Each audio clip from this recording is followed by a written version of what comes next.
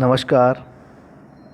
मैं दिनेश कुमार शर्मा, सहायक आचार्य भूगोल, राजकीय स्नातकोत्तर महाविद्यालय शाहपुरा भीलवाड़ा, स्नातक प्रथम वर्ष भौतिक भूगोल प्रथम प्रश्न पत्र के रूप में पढ़ाया जाता है। इस वीडियो में हम इसी प्रश्न पत्र के बारे में चर्चा करेंगे। भौतिक भूगोल के पाठ्यक्रम के अनुसार सर्वप्रथम हम भौतिक भूगोल की परिभाषा, प्रकृति एवं विषय क्षेत्र के बारे में अध्ययन करते हैं।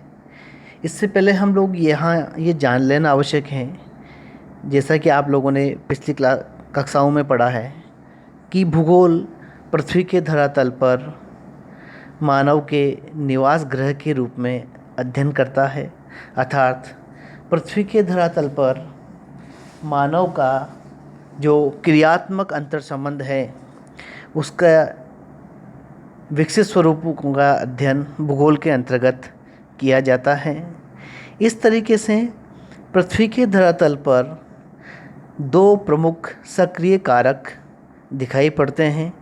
इनमें प्रथम प्रकृति है, जिनके अंतर्गत प्राकृतिक शक्तियों को माना जाता है, जो प्रकृति के अंतर्गत क्रियाशील होती हैं और धरातल पर अपने व्यापक प्रभाव दिखाती हैं। दूसरी प्रमुख सक्रिय कारकों के अंतर्गत मानव को माना जाता है, जो अपनी तकनीक, श्रम और प्रशिक्षण के बल पर जिसने पृथ्वी के धरातल पर परिवर्तन की क्षमता हासिल की है और विभिन्न प्रकार के स्वरूपों का निर्माण किया है। इस तरीके से इन दोनों कारकों के आधार पर भूगोल की दो प्रमुख शाखाएं बनती हैं, जिसे प्रथम भौतिक भूगोल और दूसरी शाखा मानव भूगोल के रूप में विकसित हुई है। इस प्रश्न पत्र में हम भौतिक भूगोल का अध्ययन करेंगे और भौतिक भूगोल की स्वरूप, उसके अध्ययन के उपागम और उसके अंतर्गत किस तरीके से किन किन चीज़ों का अध्ययन किया जाता है, इसको हम लोग जानेंगे। यदि हम भौतिक भूगोल की परिभाषा की बात करें तो भौतिक भूगोल, जिसे हम फिजिकल ज्योग्राफी भी कहते हैं, यह भूगोल की एक प्रमुख शाखा है, जिसमें पृथ्वी के भौतिक स्वरूप का अध्ययन किया गया है या धरातल पर अलग अलग जगह पाए जाने वाली भौतिक परीक्षाओं के वितरण की व्याख्या व अध्ययन करता है। साथ ही भूविज्ञान, मौसम विज्ञान, जंतु विज्ञान और रसायन शास्त्र से भी जुड़ा हुआ है। इस सामान्य सी परिभाषा में हम लोग देखते हैं कि भौतिक भूगोल भौतिक धरातल पर पाए जाने वाले विभिन्न भौतिक तत्वों की क्रिया प्रणालियों का अध्ययन है।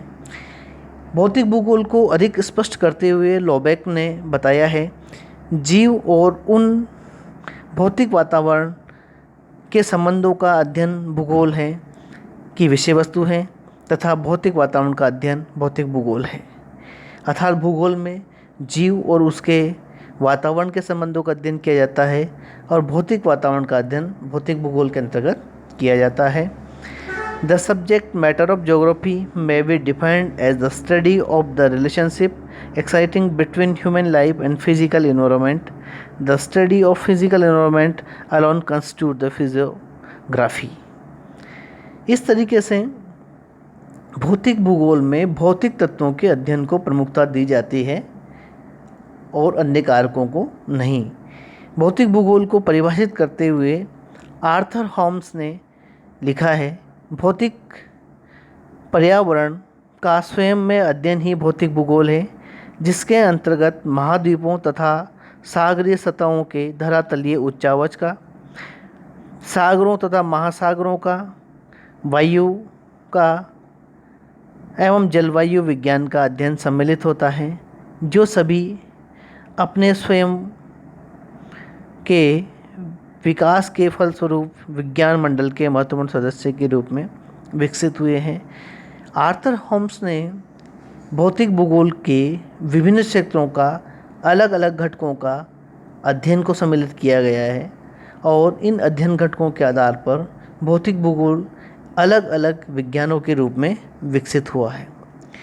यदि हम आधुनिक समय में भूगोल के महत्व को समझने का प्रयास करें, तब हम जान पाएंगे कि भूगोल तथ्यों का संग्रह मात्र नहीं है, यह वस्तुओं या पदार्थों के जानने की प्रक्रिया है।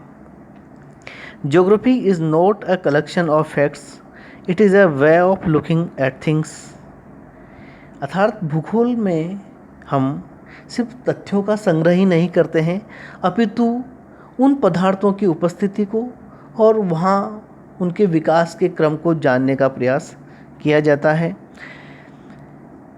भौतिक भूगोल पृथ्वी का अध्ययन है, जिसमें यह क्या है, किस प्रकार इसका कार्य संपन्न होता है, यह क्या है का विकास कैसे होता है, किस प्रकार के परिवर्तन घटित हो रहे हैं, प्रकृति में वस्तुओं का वितरण कैसा है, ये सभी वस्तुएं एक दूसरे को कैसे प्रभावित करती है और किस प्रकार मानव को प्रभावित करती है।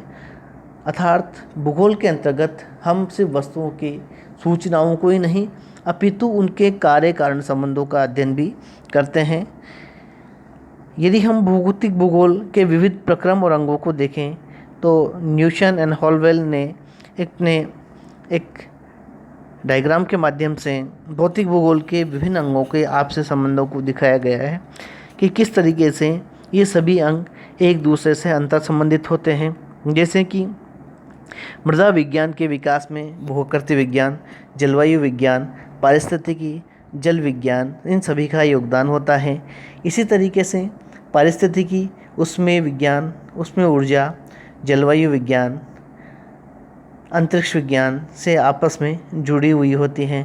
ऐसे ही जल विज्ञान, द्रव्यमान ऊर्जा, अंतरिक्ष विज्ञान से आपस में जुड़े हुए होते हैं और ये विविध अंग आपस में मिलकर के भौतिक वातावरण का विकास करते हैं।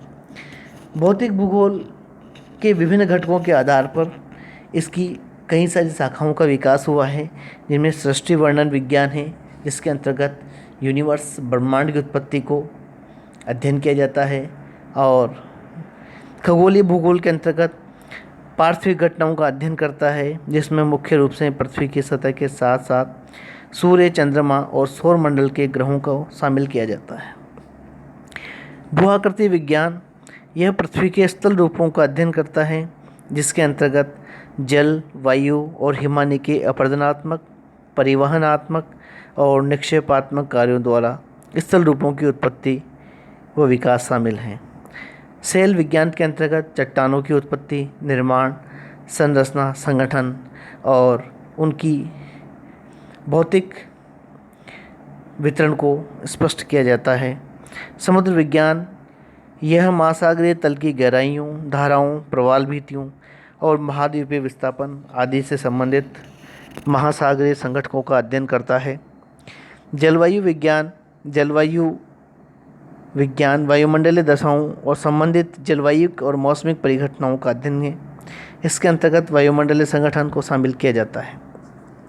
भूकंप विज्ञान भूकंपीय क्रियाविधियों, उत्पत्ति, क्षेत्र, विश्व वितरण, उनके प्रभावों का अध्ययन करता है।